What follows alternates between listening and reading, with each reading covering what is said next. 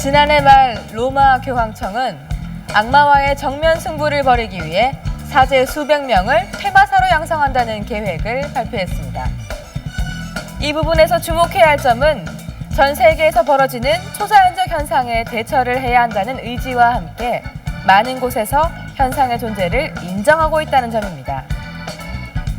의학이나 인력으로 해결할 수 없는 미스테리한 영적 고통을 치유하기 위한 퇴마. 흔히 퇴마사 또는 엑소시스트라는 말이 더욱더 친숙한데요. 과연 우리 주위에서 벌어지고 있는 퇴마의 모습은 어떨까요? 지금 함께 만나보시죠.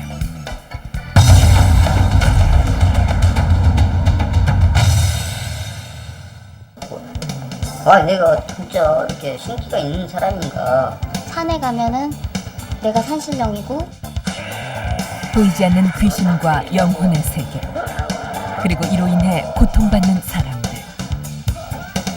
겉으로 보기에도 사람이 인격적으로 바뀌고 또 아주 성격적으로 볼 때도 좀 다른 사람이 된 것 같은 이런 그 신기한 현상이 있어요. 이제 이런 것이 다른 영혼이 들어와 가지고서 일어날 때 빙의라고 그러고, 빙의가 되었을 때 이제 귀신이었다. 과학적으로 입증되지 않는 미스터리한 현상들. 단순한 착각인가? 귀신의 장난인가? 믿을 수도 믿지 않을 수도 없는 귀신의 존재.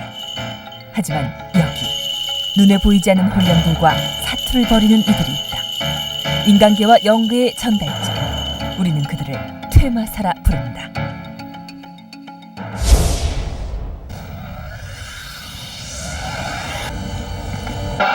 귀신을 쫓아내는 모든 행위를 퇴마라 하며, 이 행위는 많은 종교들에서 존재한다. 기독교에서는 귀신 축사, 천주교에서는 구마치유, 불교에서는 구병시식이라는 의식으로 퇴마가 행해지고 있다. 그렇다면 귀신을 쫓는 퇴마사와 무속인은 어떻게 다른 것일까? 퇴마는 이제 귀신을 내보내는 의식을 퇴마의식이라고 그러죠. 무속인과 퇴마사는 본질적으로 일을 하는 내용은 같을 수 있어도 하는 형식도 다르고, 무속인의 경우는 이제 그들이 가지고 있는 정확한 그 용어가 있어요. 그래서 구슬을 한다 그러잖아요. 근데 이 퇴마사의 경우는 그 부분만 따가지고 퇴마를 하는 그 일만 합니다. 그런데 취재 중 제작진은 귀신으로 인해 피해를 입고 있다는 한 부부를 만날 수가 있었다.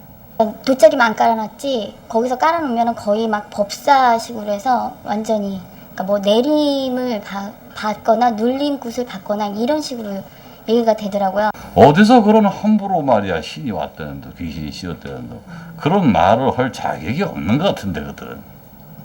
그럼 지금 저 남자분한테 지금 아무것도 들어가 있지 않은 상태예요? 네, 들어갈 수가 없어요. 저 사람한테 귀신이 씌울 수가 없어요. 거짓말이에요. 네. 왜냐하면 저 사람의 신명은 날 때부터 자기 어머니가 공을 들여가지고 신명이 이미 있어. 시어머니가, 그러니까 어머니가 내림을 받으셨거든요. 몇 해 전 신내림을 받았다는 김성민 씨의 어머니. 가족들은 혹시나 성민 씨도 같은 길을 가지는 않을까 걱정스럽다고 했다. 신계가 이제 핏줄로서 이어지느냐? 난 그건 아니라고 보지. 장사 안 되는 거하고 신명 받는 거하고 무슨 상관? 거진들이 보기에는 건방지다. 뭐냐? 안 도와줘. 손님 오면 밀쳐내버려. 근데 되게 좀 그렇잖아. 대하기가 딱 보니까 저거 뭐 신명의 자손이라. 저거 정말 혼내줄까 도와줄까 많이 망설였을 것 같아요. 내가 보기에는. 응? 진정으로 신의 존재가 결혼 있을지 후 몰라. 번번이 실패한 성. 그리고 5년 전 시작한 노래방 역시 힘겹게 꾸려오고 있다는 김성민 씨. 이런 자세로 가족들은 이 모든 게 귀신의 장난 때문이라 생각하고 있었는데, 그러니까 일반인이긴 한데 아주 예민한 영적인 능력을 타고났기 때문에 아주 민감한 삶을 살게 되고, 따라서 영적인 존재를 많이 느끼게 되는 거죠. 그럴 때는 오히려 일반인보다 더 많은 피해를 볼 수가 있어요. 영혼은 아주 예민한 사람이 있을 때 그 사람을 더욱더 괴롭히는 경향이 있어요. 그럴 때는 어떻게 하냐면은 이제 마행퇴치라고 해서 어떤 그 좋지 않은 행위하는 그것을 없애는 작업을 따로 해줘야 됩니다. 제작진과 퇴마사는 직접 노래방을 찾아가 보기로 했다. 그런데 아유, 들어가 있기가 싫어. 너무 숫자가 많아. 숫자가 많아요?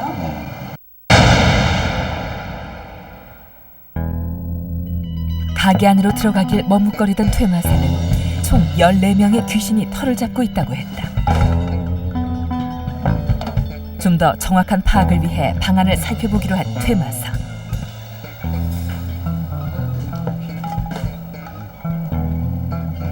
그런데 눈앞에 뭔가가 가로막기라도 한 듯 퇴마사는 연신 손을 휘젓기 시작했다. 그리고 이내 다른 방으로 자리를 옮기는데 나 여기 있었구나. 뭐야, 뭐하냐? 시원한 거 좋아. 여기 싫으면 좀 이따 얘기하자. 아무도 없는 방 안. 하지만 퇴마사는 마치 2-3명의 사람들과 대화를 나누는 듯했다.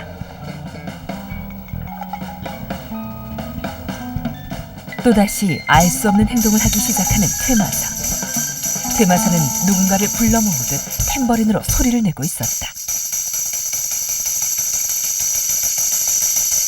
허공과의 대화, 그리고 누군가를 부르는 소리와 주술. 이 모든 건 대체 어떤 존재를 향한 행위인 것일까? 와, 토끼몰이 하듯이 지금 몰고 있는 중이에요.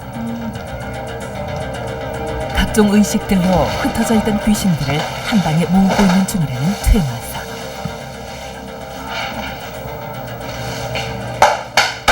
자, 우리가 전부 앉아있어요. 14분들의 연가시오. 우리 앉아가지고서 함께 구경하시고 가만히 있으시니 제가 통자를 보내줄 테니까 제발 이 자리에 써놔주세요. 좀 이따가 모시러 올 테니까. 장사가 안 돼요, 당연히. 한쪽은 그냥 비비 놀고 그냥 편안한 것만 좋아하고 자빠져 있는 귀신들이고, 저쪽에는 어떻게든지 사람들한테 엉겨붙어가지고 싸우거나 머리 아프게 하는데 누가 자꾸 왜? 아, 손님들이 뭐 무속인도 오고 그러니까 뭐 이게 도깨비 터다고 그래가지고, 아, 도깨비 터갔구나. 그럼 뭐 이게 어떤 사람은 또 와가지고 귀신이 왔다 갔다 하는 통로라고 그렇게 또 말씀하시더라고요. 깜짝 놀랐어요. 우선 깜짝 놀랐고 이렇게 안 믿지만 진짜 귀신 많으면은 그래서 손님들이 없구나 그런 생각도 들고. 손님보다 귀신이 더 많아 장사가 안 된다는 퇴마사의 말에 부부는 노래방 털을 둘러싼 그간의 소문들을 이제야 이해할 수 있다는 눈치였다. 그리곤 이 모든 상황을 귀신의 소행으로 확신하는 듯했다.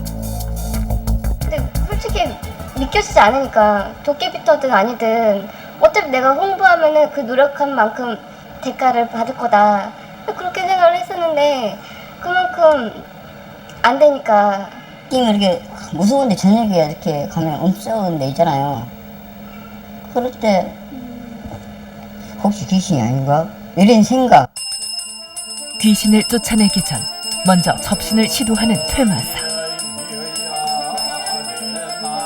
퇴마사는 이곳 14명의 귀신 중 1명의 귀신과 접신을 통해 이야기를 들어보겠다고 했다. 접신 시도 몇 분 후 이곳에 터주라는 귀신과의 대화를 시작한 퇴마사. 주인장, 나 술 한 잔만 줘. 뭐, 내가 지정학이라는 사람인데 내가 대표자로서 충고한디 당신 이 가게 나가지 마라. 그냥 있어. 그러면 이 주인장을 도와주실 의사가 있으십니까? 아, 그럼 나 도와주지. 그럼 언제까지 해가지고 결론을 내실 거예요? 나 동달까지 나 끝낼 거야. 이곳에 터주라는 귀신은 가게를 내놓겠다는 부부에게 조금 더 장사를 하라고 했다. 그리곤 동짓달까지 잡신들을 내쫓겠다고도 했다. 접신을 마치고 퇴마의식을 시작한 퇴마사는 총 2장의 부적을 준비했다. 한 장은 나쁜 귀신을 잡아 내쫓는 부적, 또 다른 한 장은 설령을 불러 모으는 부적이었다. 이렇게 분명히 하나, 둘, 셋, 넷, 다섯, 여섯, 일곱 개.